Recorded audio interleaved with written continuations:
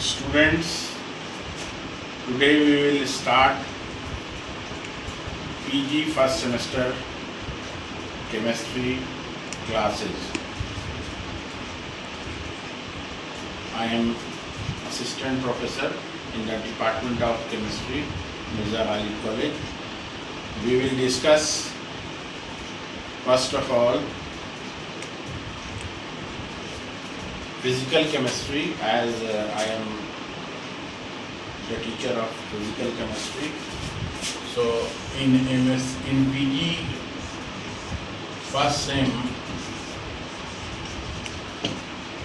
semester, we have to know that what are the topics to be discussed. क्या topics हैं इस पूरे syllabus में जो आपको फर्स्ट सेमेस्टर में पढ़ाया जाएगा, वो आप जान लें पहले, उसके बाद हम लोग चैप्टर पर डिस्कशन करेंगे।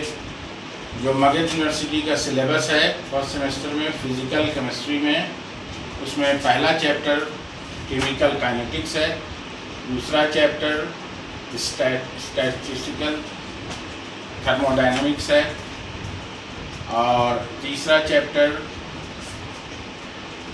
सरफेस केमिस्ट्री है, उसके बाद केमिकल काइनेटिक्स, और पांचवा इलेक्ट्रोकेमिस्ट्री, और अंत में आखिर में लास्ट में सबसे छठा चैप्टर जो है मैक्रो मॉलिक्यूल्स है।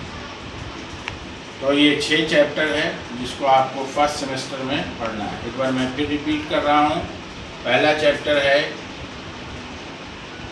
केमिकल थर्मोडायनामिक्स, दूसरा चैप्टर है स्टैटिस्टिकल थर्मोडायनामिक्स, तीसरा चैप्टर है आपका सरफेस केमिस्ट्री, उसके बाद फोर्थ चैप्टर केमिकल काइनेटिक्स, और पांचवा इलेक्ट्रोकेमिस्ट्री, और आखिरी यानी छठा चैप्टर मैक्रो मॉलिक्यूल्स। तो स्टूडेंट्स, आप लोगों को मैं first of all chemical kinetics शुरू करूँगा। केमिकल काइनेटिक्स में आपको जानना है, केमिकल काइनेटिक्स चैप्टर नंबर 4 है। उसमें आपको जानना है कि ये काइनेटिक वर्ड जो है किस चीज़ से बना है। काइनेटिक वर्ड इसको हिंदी में बोलते हैं रासायनिक गतिकी, यानी गति की बात होगी। कई तरह का रिएक्शन होता है, कोई फास्ट चलता है, कोई स्लो चलता है, कोई बहुत ही फास्ट चलता है, कोई बहुत मध्यम गति से चलता है, कोई बहुत धीरे धीरे चलता है। तो इसमें आपको जानना है स्पीड के बारे में।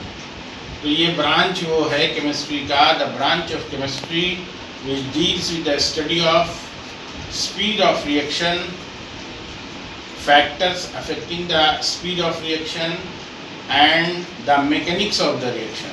इसके बारे में पढ़ना आपको, यानी उसके बारे में ये पढ़ना है कि किस स्पीड से रिएक्शन होता है, और उसमें कौन कौन से तत्व हैं, यानी फैक्टर्स अफेक्टिंग द रिएक्शन, कौन कौन से कारक हैं, तत्व हैं जो रिएक्शन को प्रभावित करते हैं, अभिक्रिया को प्रभावित करते हैं, और रिएक्शन की संरचना यानी मैकेनिज्म के बारे में आपको जानकारी लेनी है। तो ये जो वर्ड है काइनेटिक्स, काइनेटिक्स एक ग्रीक वर्ड है जो बना है काइनेटिक्स से, जिसका मतलब होता है स्पीड में, इन मोशन, इन मूवमेंट। तो ये आपको जानना है। इसके बाद आगे की चर्चा हम लोग बढ़ाएंगे तो जानेंगे कि रिएक्शन जो होता है केमिकल काइनेटिक्स में 3 तरह का होता है। एक होता है वेरी फास्ट, दूसरा होता है वेरी स्लो, एक होता है मॉडरेटली स्लो। 3 तरह का रिएक्शन है। एक हुआ वेरी फास्ट रिएक्शन, एक हुआ वेरी स्लो रिएक्शन, और एक होता है मॉडरेट रिएक्शन, या मॉडरेटली स्लो रिएक्शन भी कह सकते हैं। जैसे हमारे आम दिनों में गर्मी का मौसम बहुत तीव्र होता है, उसको आप समझ सकते हैं कि फास्ट है। स्लो मोशन, जैसे आप स्लो रिएक्शन की बात करते हैं, जैसे जाड़े का मौसम होता है, बहुत ही स्लो है और काम धीमा हो जाता है। मॉडरेट माने इन बिटवीन, जैसे फरवरी का महीना या नवंबर का महीना, वो आपके लिए मॉडरेट माना जाएगा। और आप उसको समझ सकते हैं, समझाने के लिए बता रहे हैं कि आप मॉडरेट और स्लो और वेरी फास्ट, जैसे वेरी फास्ट का प्रैक्टिकल एग्जाम्पल केमिस्ट्री के आधार पर, जैसे कोई भी बम पटाखा शादी ब्याह में या कभी दिवाली में होली में आप छोड़ते हैं तो पतीली में जैसे ही आग लगाते हैं तो विस्फोट होता है। तो ये वेरी फास्ट रिएक्शन। इसमें केमिकल रिएक्शन से अगर देखा जाए, यानी इसका एग्जाम्पल एक्सप्लोजन, छोटा हो चाहे बड़ा हो, विद इन नो टाइम, यानी those types of reaction which takes place within no time, तुरंत हो जाए, इंस्टेंटेनियस हो जाए, विदाउट टेकिंग टाइम, या टाइम ले भी तो बहुत कम। इसमें एग्जाम्पल के तौर पर जैसे NaCl प्लस AgNO3 ये आपका बनता है, तो ये जो है NaNO3 प्लस AgCl बनता है। AgCl जो है ये PPT है, जिसको हिंदी में अवक्षेप बोलते हैं। PPT आप लोगों ने लैब में भी देखा होगा, केमिस्ट्री के लैब में। अगर नहीं देखा है तो आप किसी भी दवा को आप यूज़ करते होंगे, सिरप, टॉनिक या किसी भी तरह का रसना वगैरह, रूह अफ़ज़ा घर में इस्तेमाल करते होंगे, तो बोतल के बॉटम पर जो आप कभी कभी देखते हैं जो एक्सपायर हो जाता है सिरप, टॉनिक या रसना का बोतल, तो वो लिक्विड जो ड्रॉप बिल्कुल नीचे में जम जाता है, वो एक टाइप का प्रेसिपिटेट या अवक्षेप है। तो ये रिएक्शन आयनिक रिएक्शन है। देखिए Na plus Cl minus, Ag plus NO3 minus, Na plus NO3 minus, Ag plus Cl minus, यानी इसमें कटायन और अनायन दोनों ही यूज हो रहे हैं, आयन का इस्तेमाल हो रहा है। ये फास्ट रिएक्शन है। ऐसे और भी रिएक्शंस हो सकते हैं, यानी कह सकते हैं कि most of the precipitation reactions are very fast reaction. आज के लेक्चर में मैं आप लोगों को जनरल कंसेप्ट दे रहा हूँ, जिससे आपके चैप्टर में इंटरेस्ट जनरेट हो। बिना कंसेप्ट दिए हुए मैं आगे आपको उस जगह पर नहीं ले जाऊंगा कि आप कुछ ना समझें। तो धीरे धीरे आपको उस जगह पर आ जाएंगे। अगले क्लास में ज़रूर हम लोग तो चैप्टर की परिवार, हम लोग चैप्टर ही पर हैं अभी फिलहाल भी। और वेरी स्लो रिएक्शन जैसे रस्टिंग ऑफ आयरन, लोहे में जंग लगना। एक और बात जो आपको ध्यान देना है कि फास्ट रिएक्शन को मेज़र करना संभव नहीं है। It is not possible to measure a very fast reaction. जो चीज़ें बहुत तेज़ी से जा रही हैं वो उसको आप मेज़र नहीं कर सकते, यानी ये रिएक्शन को आप मेज़र नहीं कर सकते हैं। आपके पास कोई डिवाइस नहीं है कि इतना फास्ट रिएक्शन को मेज़र कर पाएँ आप। और वेरी स्लो रिएक्शन क्या होता है कि वैसा रिएक्शन जो टाइम कम लेता है, आप भी जान रहे हैं बहुत कम टाइम लेता है, जैसे रस्टिंग ऑफ आयरन, लोहे में जंग लगना। जंग लगने की प्रक्रिया काफ़ी स्लो होती है, उसमें ब्राउन कलर की कोटिंग चढ़ती है, वो काफ़ी स्लो होती है। तो ये जो है जंग लगना। या डाइजेशन ऑफ फूड, खाने का पकना, पाचन क्रिया जो होती है उसमें भी टाइम लगता है। राइपनिंग ऑफ फ्रूट्स, फ्रूट्स का पकना, फ्रूट्स अपने समय पर जो है पकता है और हम खाते हैं। तो ये सब जो है फर्मेंटेशन, उसमें एक बहुत इंटरेस्टिंग एग्जांपल है जिसके बारे में आपको मैं बताना चाहूँगा कि फर्मेंटेशन में आप देखते हैं कि आप लोग समझते हैं कि फर्मेंटेशन जो रिएक्शन होता है केमिस्ट्री में तो सिर्फ शराब बनाई जाती है, उससे ऐसी कोई बात नहीं कि सिर्फ फर्मेंटेशन से शराब बनाई जाती है। Fermentation is a complex organic process in which compounds are broken into simpler compounds with the help of enzyme. Enzyme के हेल्प से वो टूटता है। जैसे फर्मेंटेड फूड जो आप अपने घर में और मार्केट से लाते हैं, आप जलेबी खाते हैं, जितना भी मिठाई की दुकान में जितनी भी मिठाइयाँ हैं, छेने की, रसगुल्ला से लेके कोई भी मिठाई, वो फर्मेंटेड होती है। वो हल्का सा उसमें खटास होता है। जलेबी में भी पहले से तैयार जो ये होता है तैयार जो छेना होता है उससे फिर मिक्स करके बनाया जाता है। दही में भी हल्का खटास होता है, वो फर्मेंटेशन फूड से रिलेटेड है, फर्मेंटेड फूड है।